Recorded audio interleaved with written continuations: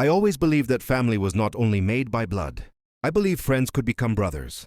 I was wrong. The night of the fire still lives inside my chest, burning again and again. Even when I close my eyes, I smell the smoke. I hear the screams. I feel the heat eating my skin while my so-called family chose someone else over me. They chose him, the one I called my brother, the one who was never real. That evening started like any other.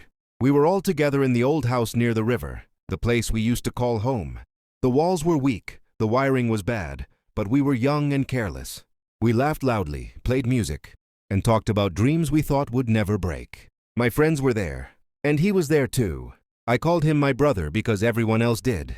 He came into my life after my parents died. He cried with me, ate with me, slept under the same roof. People saw us together and said, "You're lucky to have each other." I believed them, but love makes you blind, and lies grow best in darkness. The fire started quietly. At first it was just the smell, something sharp and bitter in the air. I stood up and looked toward the hallway. Smoke crawled along the ceiling like a living thing. "Do you smell that?" I asked. No one answered. Then the power went out. Darkness swallowed the room, and panic exploded. Someone screamed. Someone knocked over a chair. Flames appeared near the kitchen, bright and hungry, moving faster than fear itself. "Fire!" someone yelled. That word changed everything. People ran in different directions. I felt hands push past me. The smoke burned my throat, and my eyes filled with tears. I tried to stay calm, tried to think, but fear doesn't listen to reason. I looked for him, my brother. I saw him coughing near the stairs. "Come with me," I shouted, grabbing his arm. He pulled away. "I can't breathe," he cried. "Help me!" My friends rushed toward him. Not toward me, toward him. "Get him out!" One of them yelled. I stood there, frozen, watching as they surrounded him like a shield. What about me? I tried to say, but my voice disappeared in the smoke. The ceiling cracked. Fire roared louder, and then they left. I will never forget that moment.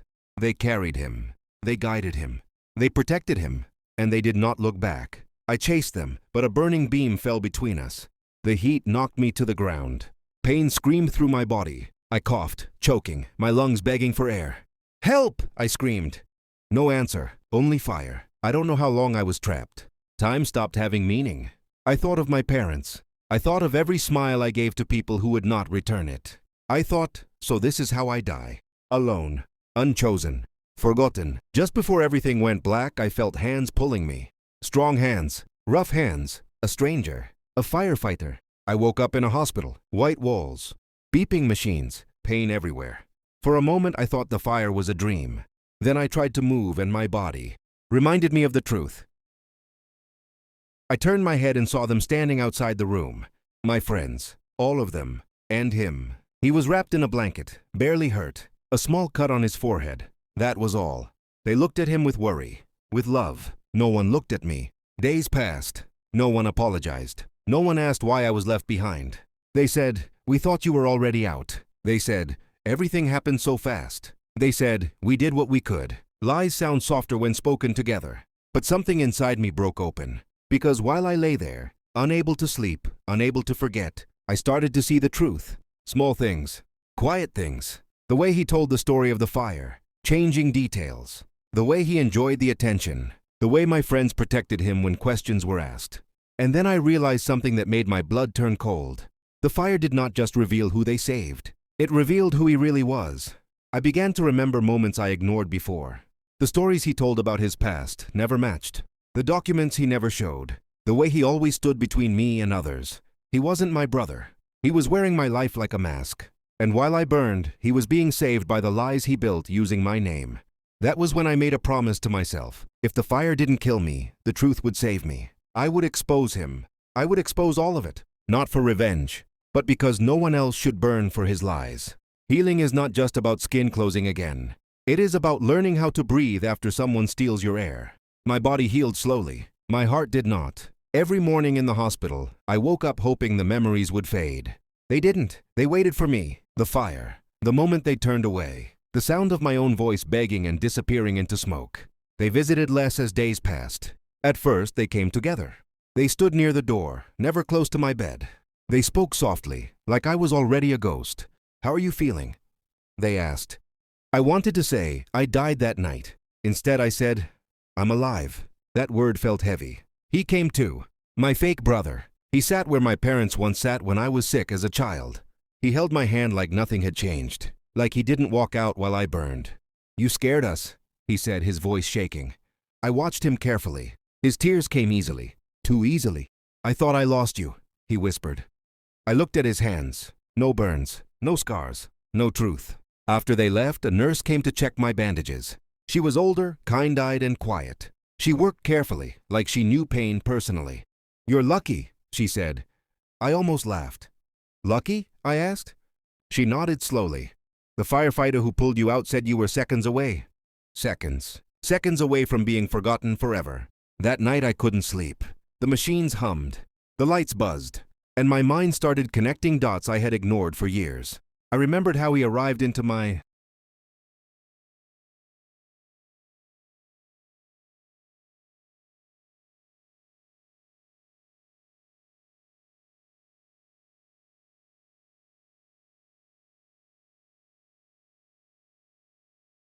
No records, no family visits, no past that could be checked. I remembered how he spoke for me in public, how he corrected people when they asked me questions.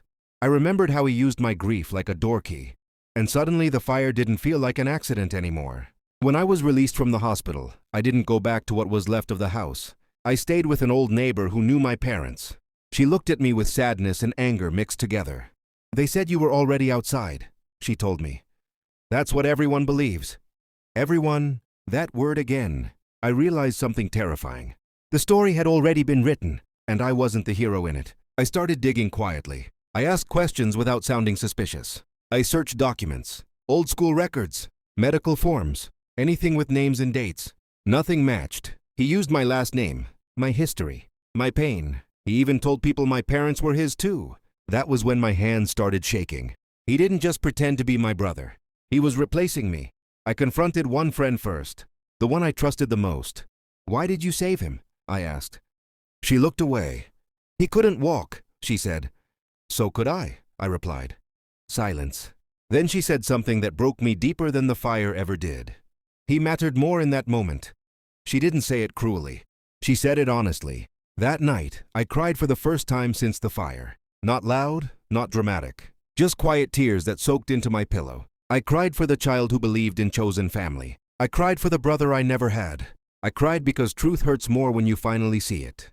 But pain can also sharpen you. And mine was becoming clear. I went to the police. Not with anger, with facts. I told them about the inconsistencies, the identity confusion, the missing records. The name he carried that wasn't his. They listened. Not closely at first. But lies always trip over themselves. A week later they called me back. And the look on their faces told me everything. "You were right," one officer said. My heart pounded. He isn't who he says he is. I closed my eyes. The fire roared again in my head. But this time I was standing. They were investigating him now. And he knew. I saw it in his eyes when we crossed paths one last time. The mask cracked. Just a little. "You're trying to ruin me," he hissed. "No," I said quietly. "I'm just telling the truth." He smiled. "You think they'll choose you this time?" That smile haunted me, because deep down I knew something painful. Exposing lies doesn't always bring justice. Sometimes it just shows you how alone you really are. But even alone, I would not burn in silence again. The truth doesn't arrive like a storm. It comes quietly, knocking once and waiting to be let in. By the time the investigation became real, everyone felt it. Conversation stopped when I entered rooms. Messages went unanswered. People chose distance because distance is easier than choosing sides. And still, he smiled, like a man who believed the world owed him something. The police called my friends in one by one. Simple questions at first. "Where did you meet him? How long have you known him? Have you ever seen his documents?" Their answers didn't match. Some said years. Some said months. Some said they never really asked.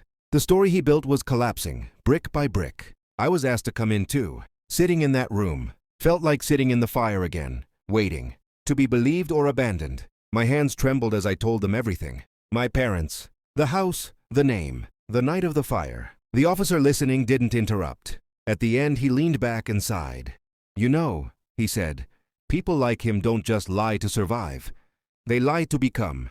That sentence stayed with me. They found the truth fast after that. His real name. A different past. A trail of borrowed identities. He had done this before. New place, new people, new family. I wasn't special. I was just the next skin he tried to wear. When they confronted him, he didn't deny it. He laughed. I never forced anyone, he said. They chose me. That was the most painful part. Because he was right. The confrontation happened in a small room with too many memories. My friend sat on one side. I sat alone. He sat across from me. For the first time, no one stood beside him. He looked smaller, not weaker, just exposed. Why? I asked. My voice didn't shake. Why my life? He tilted his head. You had something I didn't. My parents? I said. No, he replied. Your place. Silence filled the room. They felt sorry for you, he continued. I just stepped into that space. Anger rose in me like fire. You left me to die. He shrugged. They would have saved you if you mattered more. That was when something inside me finally died. Not hope, expectation. My friends cried. Apologies spilled out like broken glass. We didn't know. We were scared. We thought he needed us more. I listened, and I realized something freeing. Understanding does not erase betrayal. He was taken away, not in handcuffs, not dramatically, just quietly removed from the story. But his shadow stayed. In the days that followed, people tried to fix things. They reached out. They invited me back. They said my name like it meant something again. But I had changed. The fire took my skin. The truth took my innocence. I stood once more at the remains of the house. Ashes, silence, nothing left to save. I knelt and touched the ground. I survived, I whispered. Not because they chose me, but because I chose myself. Some losses don't need revenge. They need distance. And some truths don't need witnesses. They just need to be spoken. I walked away. Not angry, not broken, just awake. No one tells you what happens after the truth is spoken. They think everything becomes clear, clean, finished. It doesn't. It becomes quiet. And in that quiet, you are left alone with yourself. I moved away from that place. Not far, but far enough that the air felt different. New walls, new streets, no memories hiding in corners. The scars came with me. Some were visible. Some lived deeper. People asked questions. I gave short answers. I learned that not everyone deserves the full story. Healing taught me boundaries before it taught me peace. At night, I still woke up sweating. Fire dreams. Running dreams. Dreams where I screamed and no sound came out. I stopped fighting them. I learned to sit up, breathe, remind myself. I am safe now. Some nights that worked. Some nights it didn't. I stopped calling people family easily. That word became sacred, heavy, earned. I watched people instead. How they acted when nothing was on fire. How they treated silence. How they spoke when no one was listening. Trust, I learned, is not given. It is built slowly or not at all. One afternoon, I ran into one of my old friends. She looked older, tired, smaller somehow. I think about you all the time, she said. I nodded. I'm sorry, she added. Not just for the fire, for choosing comfort over truth. That apology mattered, but it didn't change the past. Some bridges burned too completely to rebuild.